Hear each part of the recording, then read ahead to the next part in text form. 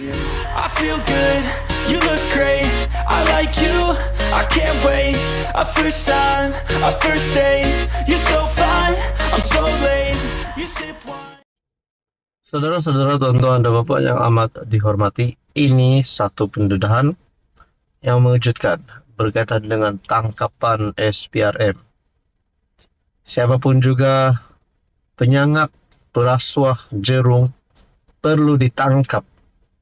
Karena kita tahu Anwar Ibrahim sebagai Perdana Menteri yang sememangnya ingin menghapuskan rasuah di Malaysia. Satu perkongsian daripada Harapan Daily bertarikh 31 Oktober, tangkapan SPRM bakal dedahkan skandal kenapa hasil padi petani tidak seberapa.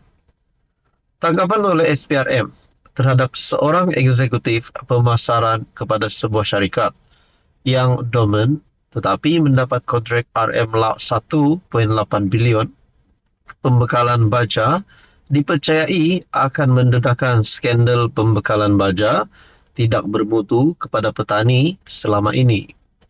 Ini kerana penyelewengan ini didakwa antara punca mengapa baja yang dibekalkan oleh sebuah badan kerajaan kepada petani tidak bermutu, yang kemudiannya menyebabkan petani gagal menghasilkan padi yang mencukupi.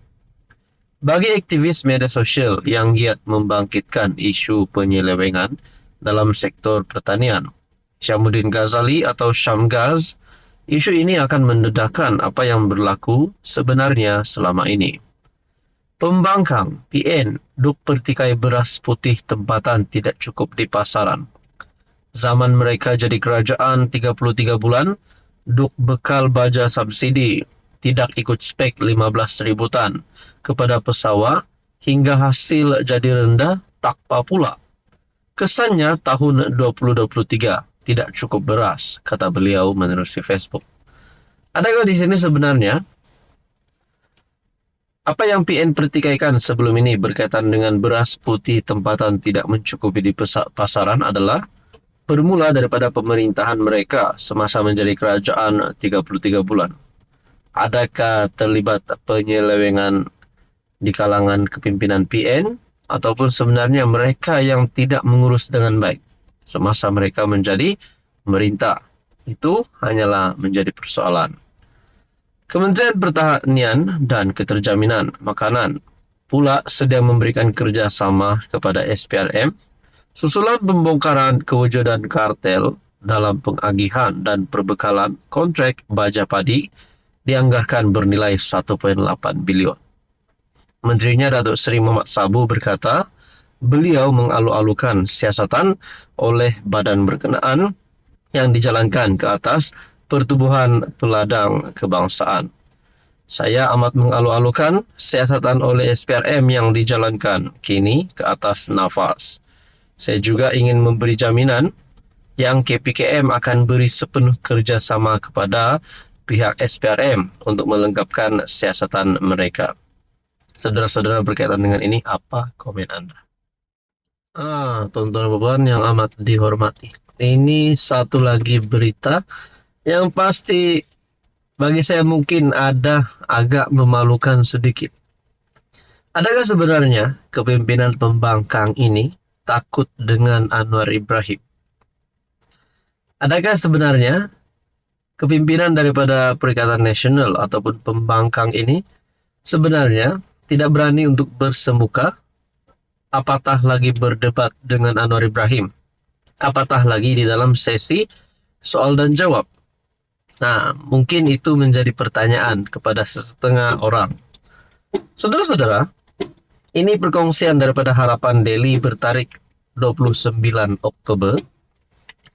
Top 3 pembangkang gaib ketika sesi PMQT. Kelibat top 3 pembangkang termasuk ketuanya, Datuk Seri Hamzah Zainuddin, tiada dalam sesi waktu pertanyaan Perdana Menteri PMQT di Dewan Rakyat pagi tadi. Di media bukan lain lagi. Bukan sampai nak kecam Anwar Ibrahim, cakap itu ini, malukan Anwar Ibrahim, serang PMX di media sosial. Tapi kenapa sesi waktu pertanyaan-pertanyaan Perdana Menteri, yaitu PMQT, kenapa ada berita begini pula? Top 3 pembangkang gaib ketika sesi PMQT. Siapa lagi dua itu? Dua lagi wakil rakyat Perikatan Nasional yang gaib di parlimen hari ini. Kalau nak cakap Hadi Awang, sebelum ini pun kita sudah dengar. Beliau memang beberapa kali tidak menghadirkan diri di dalam parlimen. Ahli Parlimen Marang, Tan Sri Abdul Hadi Awang, dan ini lagi pengerusi Perikatan Nasional, Tan Sri Mahyadin. Kedua-dua mereka masing-masing Presiden PAS dan Presiden Bersatu. Semakan Harapan Daily mendapati Abdul Hadi bahkan tidak menghadiri mesyuarat ketiga, penggal ketiga Parlimen ke-15 kali ini pada 24 dan 28 Oktober.